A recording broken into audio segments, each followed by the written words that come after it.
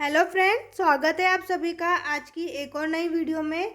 आज इस वीडियो में हम कक्षा 11वीं व्यवसाय अध्ययन का पेपर देखने वाले हैं। इस वीडियो के माध्यम से हम व्यवसाय अध्ययन पेपर के सभी प्रश्न देखेंगे। साथ में इन सभी प्रश्न के उत्तर को भी हम इस वीडियो के माध्यम से देखने वाले हैं। तो वीडियो को शुरू से अंत तक ज़रूर देखिएगा। अगर आप हमारे चैनल पर नए हैं तो सबसे पहले चैनल को सब्सक्राइब कर लीजिए, जिससे आने वाली हर इम्पोर्टेंट वीडियो सबसे पहले आप ही को मिले। साथ में इस वीडियो को लाइक करके अपने सभी दोस्तों के साथ भी शेयर कर दीजिए। तो आप देख सकते हैं यहाँ पर आपके सामने 11 नवंबर को होने वाला कक्षा 11वीं अर्धवार्षिक परीक्षा 2025-26 व्यवसाय अध्ययन का पेपर है। यहाँ पर आपसे सबसे पहले प्रश्न जो पूछे गए हैं वो प्रश्न है सही विकल्प में पहला प्रश्न आपसे पूछा है मानसिक श्रम विशेषता है। यहाँ आपको बताना है जो मानसिक श्रम विशेषता है वो कौन सी, व्यापार, उद्योग, कृषि या फिर पेशा।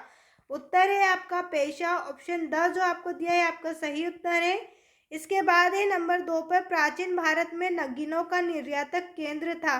भारत में नगीनों का निर्यात केंद्र कौन था आपको बताना है, पाटलिपुत्र, मथुरा, इंद्रप्रस्थ या फिर वाराणसी।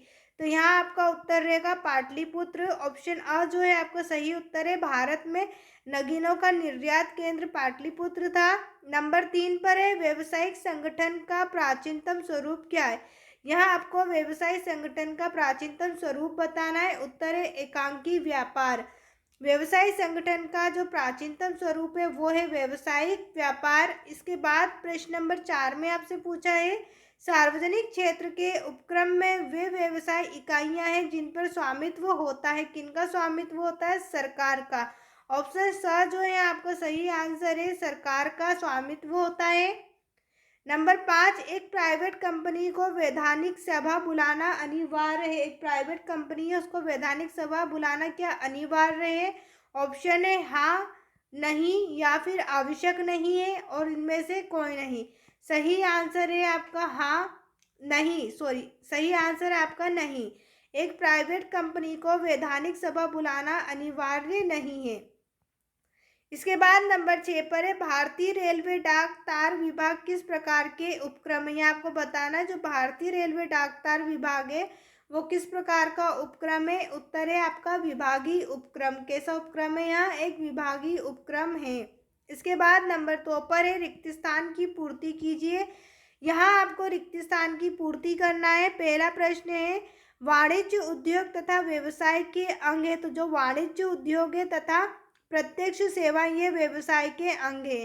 नंबर 2, वस्तु के बदले वस्तु का आदान प्रदान कहलाता है। रिक्त स्थान में आपको बताना है क्या कहलाता है। तो वस्तु के बदले वस्तु का आदान प्रदान वस्तु विनिमय प्रणाली कहलाता है। नंबर 3, साझेदार का दायित्व होता है। रिक्त स्थान में आपको बताना क्या दायित्व होता है।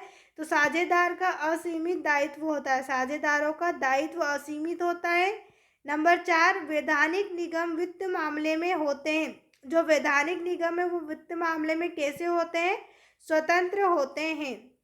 नंबर 5, संयुक्त क्षेत्र में निजी क्षेत्र तथा क्षेत्र दोनों के गुण होते हैं। जो संयुक्त क्षेत्र है उसमें निजी क्षेत्र और एक और क्षेत्र का आपको नाम बताना है। तो उत्तर है सार्वजनिक क्षेत्र। संयुक्त क्षेत्र जो है उसमें निजी क्षेत्र और सार्वजनिक क्षेत्र दोनों के गुण पाए जाते हैं। नंबर 6 पर वस्तुओं का उत्पादन किया जाता है जबकि सेवाएं की जाती हैं। वस्तुओं का तो उत्पादन होता है लेकिन सेवाएं क्या होती है? प्रदान की जाती हैं। इसके बाद है प्रश्न नंबर 3, सत्य सत्य बताइए। यहाँ पर आपको सत्य सत्य बताना है। नंबर 1, डाक विभाग वित्तीय सुविधाएं प्रदान करता है। जो डाक विभाग है क्या वो वित्तीय सुविधाएं प्रदान करता है? यह कथन आपका सत्य है। नंबर 2, ई व्यवसाय ई कॉमर्स में अनेक बाधा है। जो ई व्यवसाय है वो ई कॉमर्स में अनेक बाधा है। तो यह कथन भी आपका सत्य है।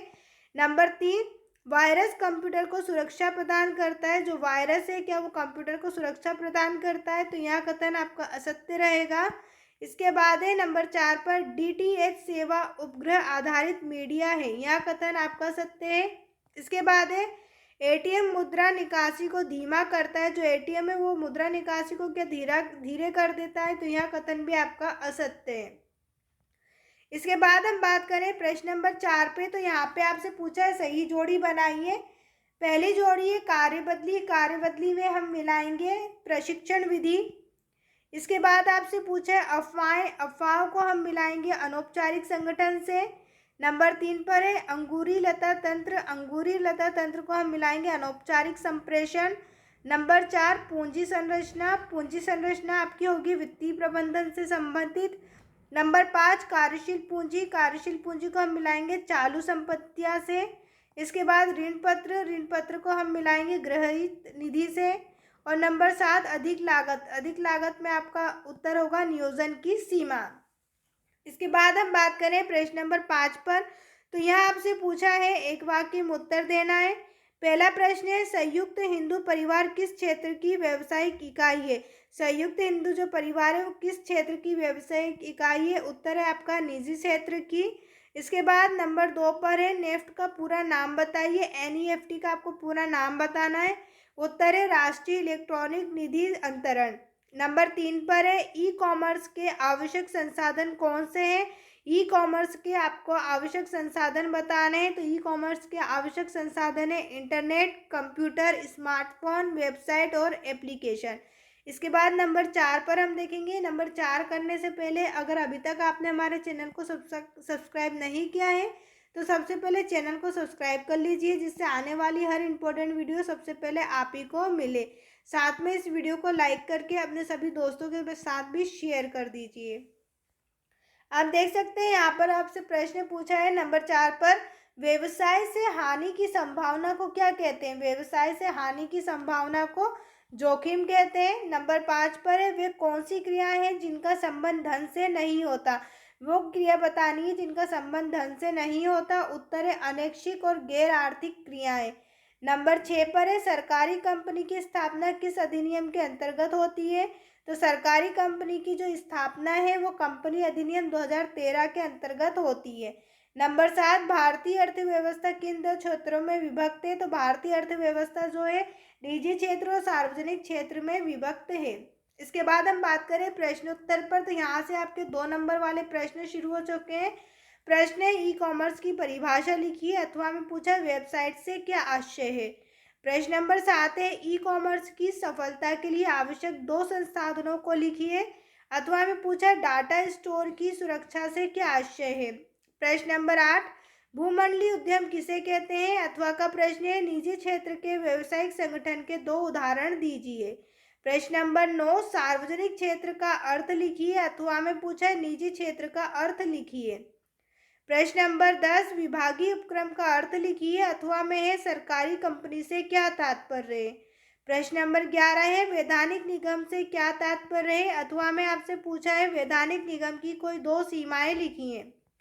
प्रश्न नंबर 12 है सरकारी कंपनी की कोई 2 विशेषताएं लिखिए, अथवा में आपसे पूछा है संविदात्मक संयुक्त उपक्रम से क्या तात्पर्य है। प्रश्न नंबर 13 है उपभोक्ता सहकारी संगठन किसे कहते हैं, अथवा में आपसे पूछा है साझेदारी व्यापार से क्या आशय है। प्रश्न नंबर 14 एकांकी व्यापार से क्या आशय है, अथवा में आपसे पूछा है साझेदार किसे कहते हैं। प्रश्न नंबर 15 स्वदेशी बैंकर्स का अर्थ लिखिए, अथवा में पूछा हुंडी किसे कहते हैं। इसके बाद प्रश्न नंबर 16 है। प्रश्न नंबर 16 देखने से पहले अगर अभी तक आपने हमारे चैनल को सब्सक्राइब नहीं किया तो चैनल को सब्सक्राइब कर लीजिए, जिससे आने वाली हर इम्पोर्टेंट वीडियो आप ही को मिले। साथ में इस चैनल पे आपको सभी एमपी बोर्ड से रिलेटेड न्यूज़ मिलने वाली है, और साथ ही साथ जितने भी आपके पेपर्स होते हैं उन सभी पेपरों का सोल्यूशन भी आपको इसी चैनल पर मिलने वाला है। तो चैनल को सब्सक्राइब कर लीजिए, साथ में इस वीडियो को लाइक करके अपने सभी दोस्तों के साथ भी शेयर कर दीजिए। प्रश्न नंबर 16 में आपसे पूछा ऑनलाइन लेन देन की कार्यप्रणाली के चरण लिखिए, अथवा में पारंपरिक व्यवसाय एवं ई व्यवसाय में आपको 3 अंतर बताना है। प्रश्न नंबर 17 बीमा योग्य हित क्या है, अथवा का प्रश्न है संयुक्त हिंदू परिवार व्यवसाय के कोई 3 दोष लिखिए।